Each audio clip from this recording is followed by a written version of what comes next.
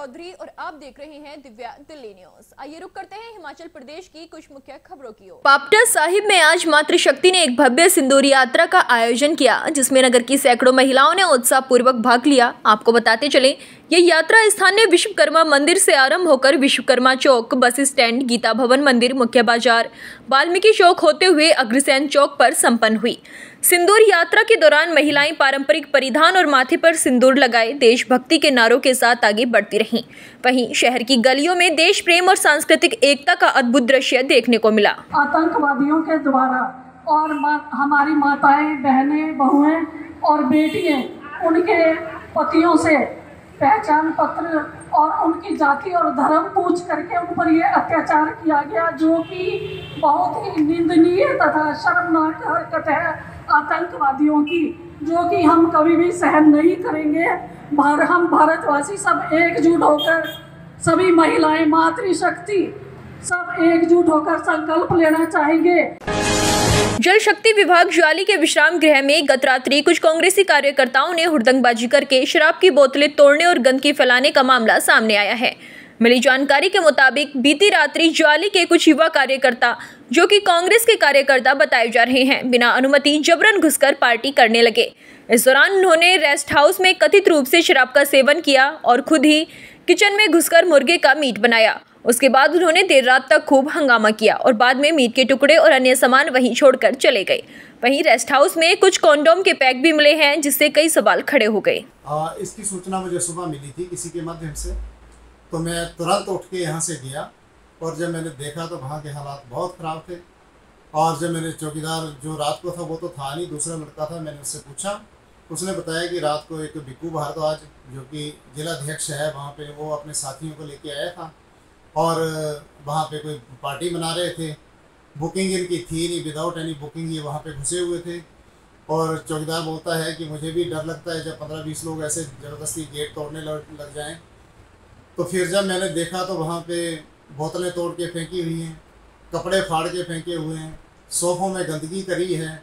जो VIP rest house है उसमें सारे जो सोफ़े बढ़िया इतने कॉस्टली लगाए हैं, उसके साथ हाथ पोंछे हैं, उसमें दाग लगे हैं। अब बिना ड्राई क्लीनिंग के वो ठीक नहीं होते हैं। इतना बढ़िया रेस्ट हाउस हमने मंत्री जी के दिशा निर्देशानुसार, डिप्टी CM के दिशा निर्देशानुसार हमने बनाया था।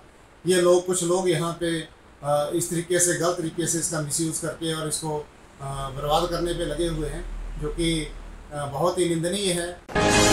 सोलन में रेहड़ी फेड़ी धारकों की मुसीबत का अंत हो गया था। बार बार प्रशासन रेहड़ी फड़ी वालों को सड़क किनारे से उठा देता था, जिससे रेहड़ी फड़ी धारक बेरोजगार हो जाते थे। कभी कोर्ट के आदेश के बाद तो कभी अतिक्रमण पर कार्रवाई से इन्हें उठाया जाता था। लेकिन नगर निगम सोलन ने अब लक्की ड्रॉ निकालकर इन रेहड़ी फेड़ी धारकों को शहर के विभिन्न स्थानों पर वेंडर जोन में बसा लिया है। नगर निगम सोलन की महापौर उषा शर्मा ने बताया कि रेहड़ी फेड़ी धारकों की समस्याओं को लेकर उन्होंने संज्ञान लिया और अब शहर के विभिन्न स्थानों पर कुल 113 रेहड़ी फेड़ी धारकों को वेंडर जोन में बसाया गया है और अब उन्हें वहां से नहीं हटाया जाएगा।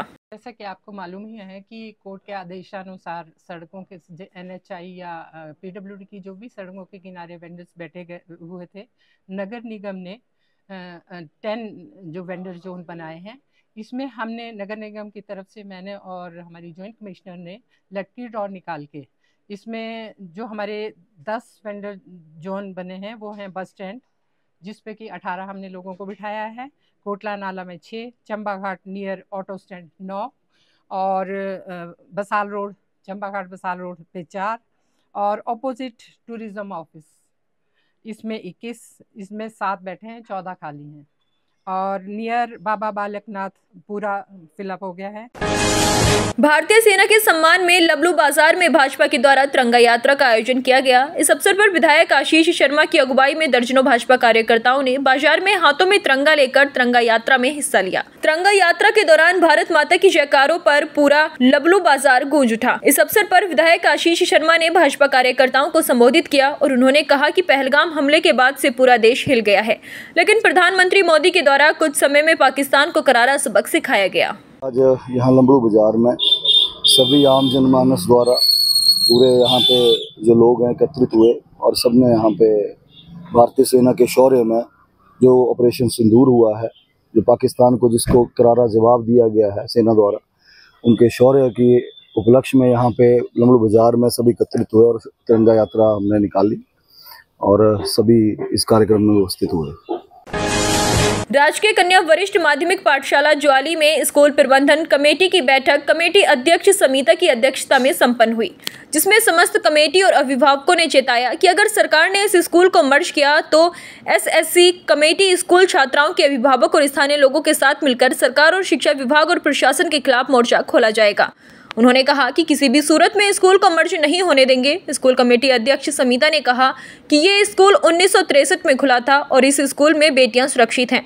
उन्होंने कहा कि प्राइमरी से लेकर 12वीं कक्षा तक 100 से अधिक बच्चे यहां पर शिक्षा ग्रहण कर रही हैं। अतः हम सरकार और शिक्षा विभाग से आग्रह करते हैं कि स्कूल को मर्ज ना किया जाए। अपने बच्चों की सुरक्षा के लिए आए हैं। ये स्कूल जो है अंग्रेजों के टाइम का बना हुआ है और हमारी बेटियां काफ़ी टाइम से यहाँ पे पढ़ रही हैं। काफ़ी लोग पढ़ के गए हैं और हम नहीं चाहते कि हमारी बेटियां लड़कों के साथ इकट्ठी पढ़े। वो यहीं पर सेफ हैं और यहीं पर रहें और ये स्कूल भी बंद नहीं होना चाहिए।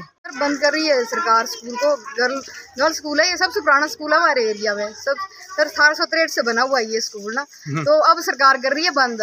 तो हमारी ये रिक्वेस्ट है कि बंद नहीं होना चाहिए स्कूल। सर टीचर्स काफ़ी अच्छे हैं, हम कोऑपरेट करते हैं, अच्छा मीटिंगें वगैरह सब कुछ हैंडल करते हैं और अच्छा रिजल्ट भी दे रहे हैं। सर यही बता रहे हैं, सरकार ये बोल रही है कि ये स्कूल बंद होना चाहिए। गर्ल स्कूल सारे बंद कर रहे हैं तो ये गलत है।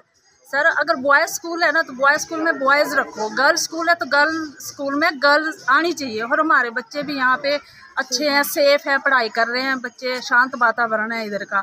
तो हम यही चाहते हैं कि हमारे बच्चे इधर ही पढ़ें और ये स्कूल बंद ना हो। ऑपरेशन सिंदूर की सफलता पर पूरे देश में भारतीय सेना के शौर्य और पराक्रम की सराहना की जा रही है। हालांकि कांग्रेस नेता प्रेम कौशल ने सरकार पर विदेशी दबाव में आकर ऑपरेशन रोकने का आरोप लगाते हुए कहा कि पहलगाम हमले में शहीद बेटियों के गुनहगार अब भी आजाद हैं।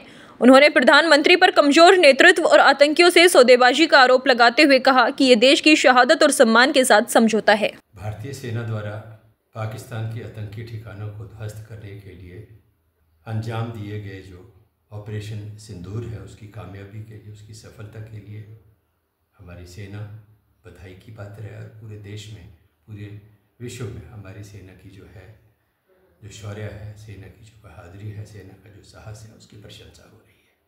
लेकिन दुर्भाग्यपूर्ण पहलू ये है कि जिन बेटियों का, जिन माताओं का, जिन बच्चियों का, जिन बहनों का पहलगाम के आतंकी हमले में सिंदूर उजाड़ा गया,